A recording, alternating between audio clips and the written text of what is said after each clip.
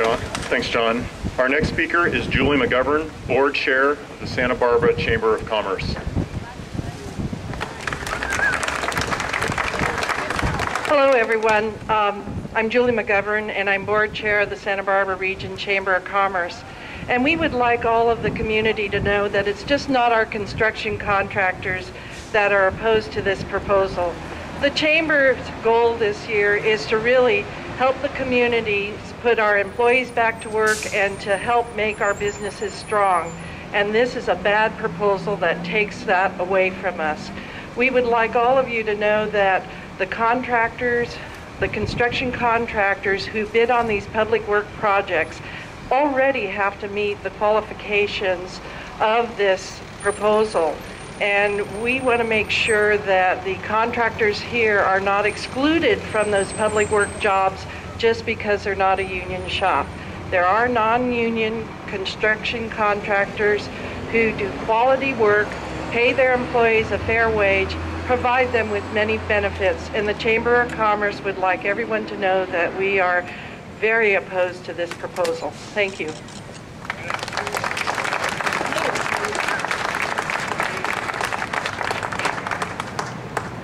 Thank you, Julie. Next up is Juliet Bailey Bischoff with J.W. Bailey.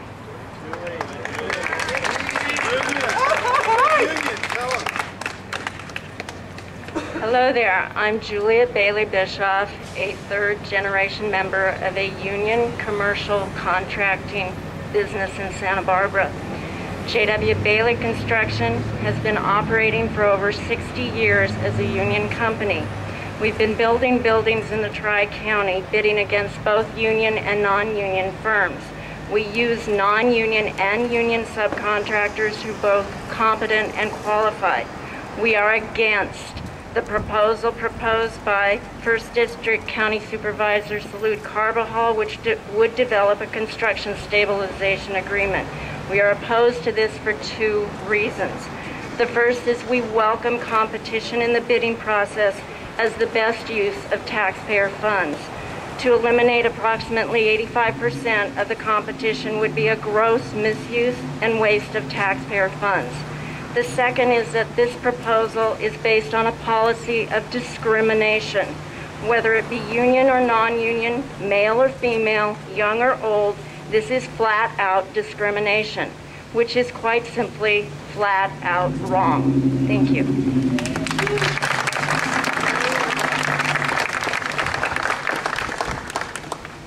Next up, we have the past president of the Santa Barbara Contractors Association, Joe Campanelli. You know what this is? This is my hard-earned tax dollars. And if you follow the money in this deal, if it leaves Santa Barbara County or San Luis, then we all lose. We want the union guys and the regular guys to win, and that means fair competition. That means you call them up, they come out, they bid a job. If they're right for the job, they get the job. What we're mad about here today isn't the unions. We're mad about the process. And the process is our association alone started in 1948, one of the oldest in California. We have almost 600 members in that association. If they only had 10 employees, that's 6,000 taxpayers. That's a lot of votes. And why aren't the guys we voted for inviting us to the table to say, hey, do you have an opinion about this? That's why we're mad.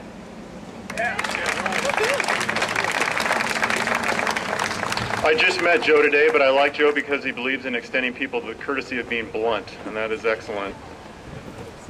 It's imperative to understand that we've been fighting these for 12 years around California. This isn't just something that somebody brought into the supervisors and thought was a great idea because it was fair for all. They knew exactly what they were doing.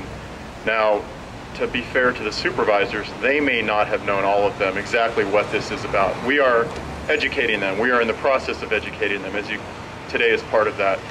Part of the education process is speaking to what CSAs and PLAs really are all about, promises and rhetoric versus reality and broken promises. Somebody here today, before, as we wrap this up, Kevin Korenthal with ABC-CCC did an investigation into a project labor agreement in the city of Milpitas, and he has some striking statistics as to what happened under that PLA and CSA. Kevin?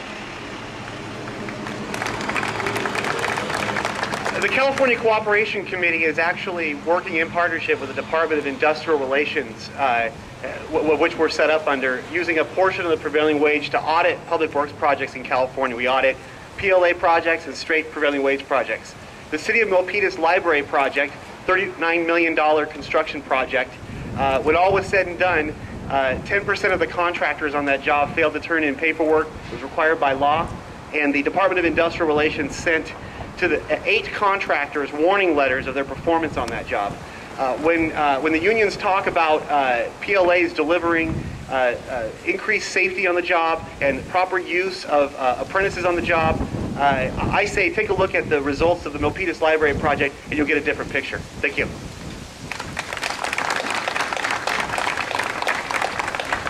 We encourage the Media Day to interact with the workers, with the owners, with the association representatives, with the members of the chamber, this broad swath of the community, and ask them why they took time out of their day, beautiful day, granted, to come here and express their opinions. I think that would be invaluable for you.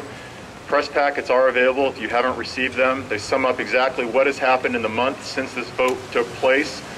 We look forward to having the CSA or PLA or whatever they want to call it killed, and then come back to the table of local hires are really the issue. A local hire issue is really what this is all about.